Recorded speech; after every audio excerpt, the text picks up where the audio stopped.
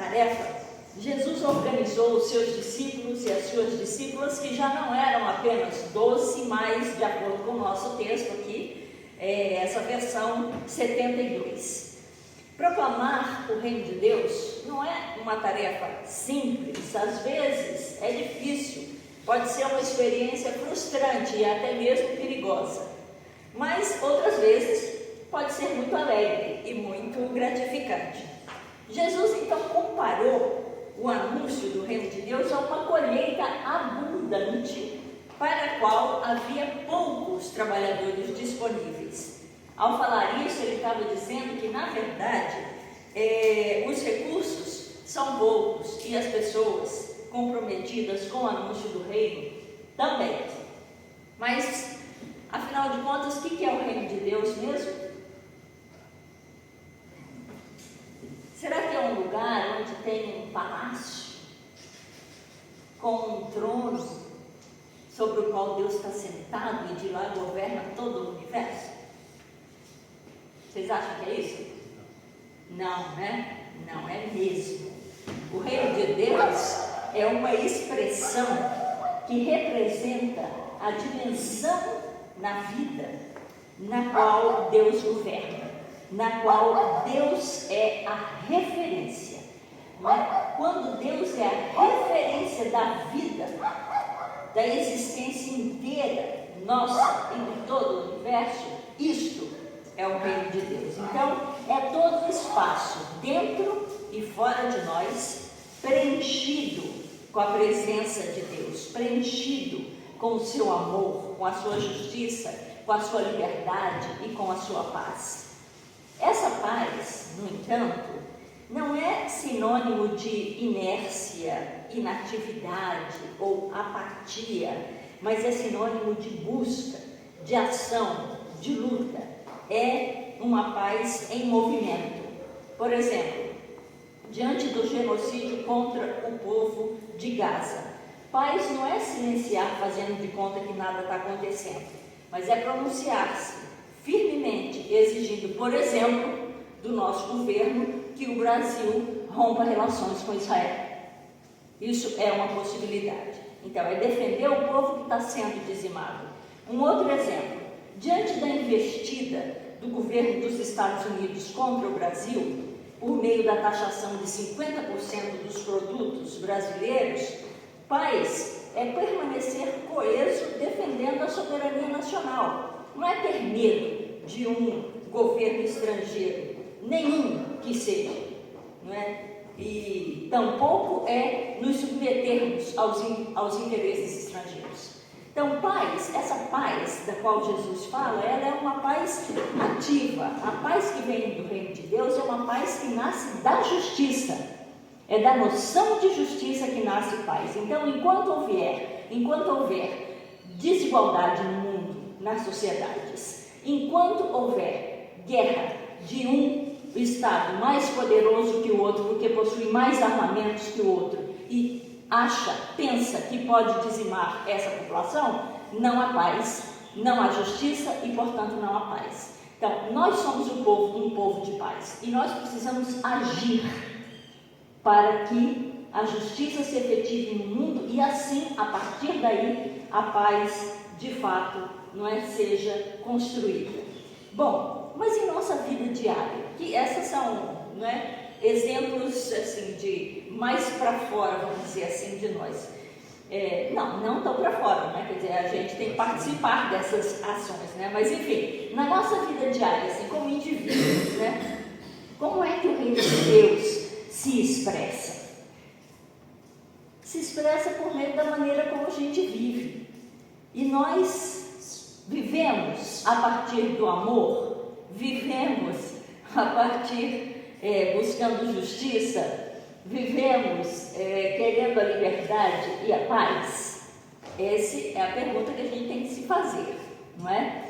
Bom, então, o reino de Deus, ele pode ser tão amplo quanto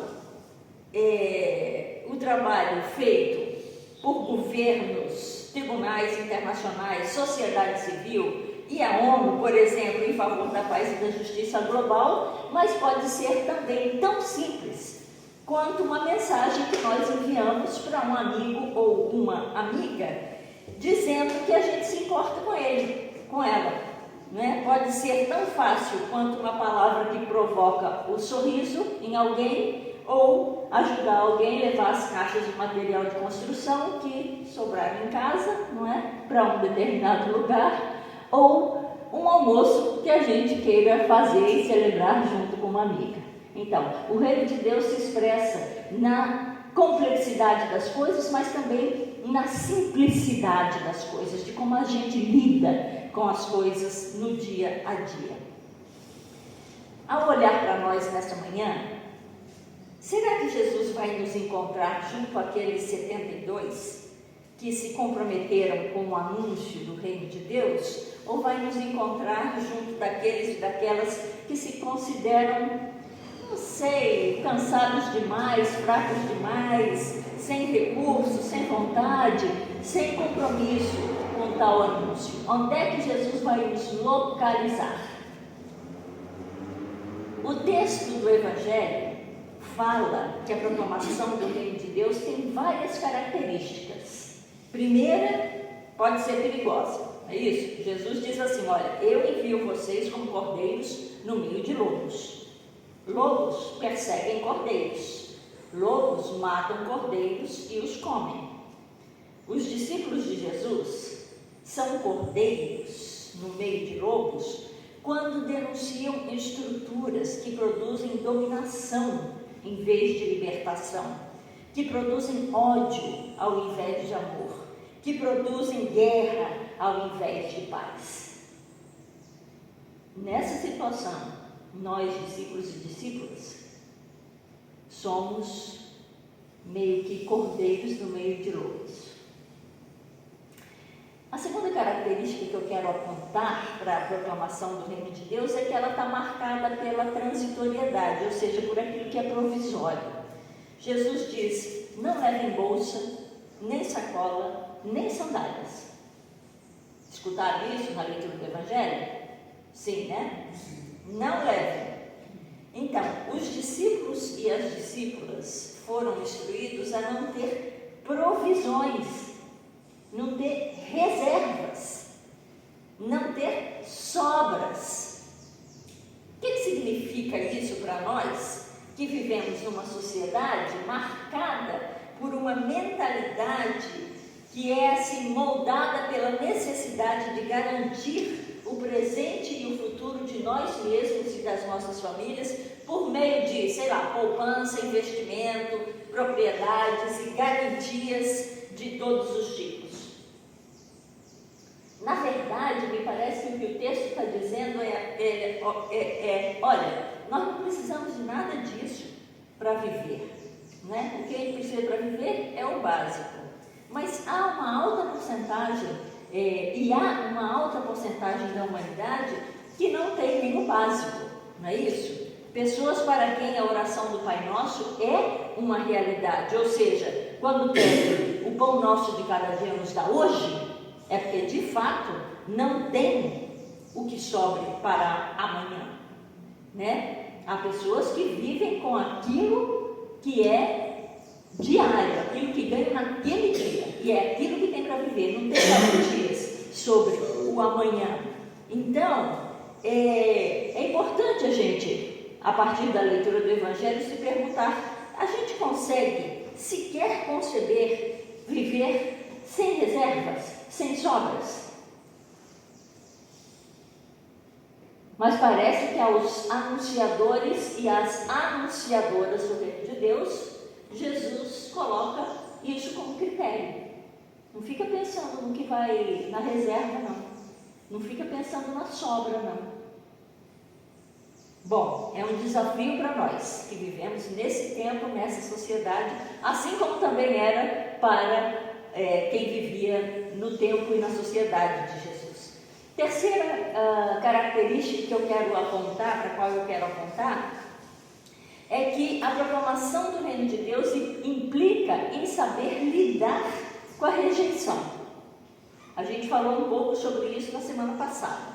Jesus diz: quando entrarem numa casa, numa cidade, e essa não receber vocês, saiam pelas ruas e digam até a poeira dessa cidade que grudou nos nossos pés, nós sacudimos contra vocês. Então, nós experimentamos a rejeição de diferentes maneiras na nossa vida, não é assim? Tem gente por aí que não gosta da gente, né? Que não aceita a gente, que não acolhe a gente. Pois é assim. Não tem? Tem. Então, tem como tem. E nós experimentamos, então, essa rejeição e precisamos lidar com ela, não é? É importante a gente considerar as causas da rejeição. Vocês estão rindo, né? Então, todo mundo sabe qual é a rejeição que tem, né? É importante a gente considerar as causas da rejeição e aprender com elas, mas a gente não pode ficar preso ao sentimento de rejeição. A gente tem que deixar esse sentimento ir embora. Nós temos que nos libertar desse sentimento. Portanto, não fiquem vocês, nem eu, remoendo palavras ou gestos de rejeição que são dirigidas a nós. Sigamos em frente, libertemo-nos dela. Avante, isso mesmo. Os 72 fizeram, então, o que Jesus lhes havia ensinado, certo? E ficaram incrivelmente felizes, porque, além de terem conseguido lidar com as dificuldades do anúncio do reino de Deus, receberam poder, inclusive, para submeter os demônios. Mas Jesus lhes disse: não fiquem felizes por isso, não se alegrem com isso, mas alegrem-se porque os seus nomes estão escritos no céu. O que significa ter o nome escrito no céu, será, hein? Bom, de acordo com a Bíblia, não é? Na linguagem bíblica, o céu é o lugar da presença de Deus. O Apocalipse, inclusive, descreve ruas de ouro, não é? Uma descrição bem alegórica e muito bonita também do que seria esse lugar, não é? Mas o lugar, o céu, é um lugar da presença, é um lugar, é esse espaço, é essa dimensão, vamos dizer assim, não é? Aonde a presença de Deus é plena, aonde há a presença de Deus de maneira plena. É o lugar, inclusive, da nossa última esperança, o local da nova criação, não é tão bem descrita lá no livro de Apocalipse, uma criação restaurada. Rua de ouro, né? Lá tem rua de ouro, lá no Apocalipse tem. Já pensou você morando na rua de ouro? Ó, que bacana. Eu quero ser teu vizinho. Você quer ser meu vizinho? Bom, eu não sei se alguma vez eu falei com vocês, mas a minha mãe era analfabeta, né? Ela foi à escola pela primeira vez quando ela tinha mais de 40 anos e estudou por um bom tempo antes de conseguir escrever o seu nome. E o principal objetivo dela era aprender a escrever o seu nome. Na primeira vez que ela conseguiu fazer isso, eu me lembro, porque eu ia na escola do Mobral junto com ela, seus olhos grandes, azuis, ela tinha os olhos azuis assim, grandes, se encheram de alegria, brilharam tão intensamente e os seus lábios sorriam tão abundantemente, né, uma risada tão boa, que pareceu que ela estava vivendo uma libertação. E ela estava experimentando uma libertação. Ela tinha se libertado do desconhecimento com relação ao seu próprio nome. Tinha se libertado da dependência de ter alguém dizendo para ela quem ela era. Eu trago essa história da minha mãe porque me parece que ter o nome escrito no céu significa fazer parte daqueles e daquelas que aceitaram o compromisso e as condições de anunciar o reino de Deus. Significa também ter o seu nome atrelado a esse projeto do reino de Deus. Significa afirmar a esperança de uma nova criação que já está em processo. Significa também permitir que os nossos olhos brilhem e os nossos lábios se encham de riso, porque a nossa identidade é definida pelo fato de nós sermos pessoas que pertencem a Deus e, como tal, tem o seu nome escrito no céu. Amém? Amém.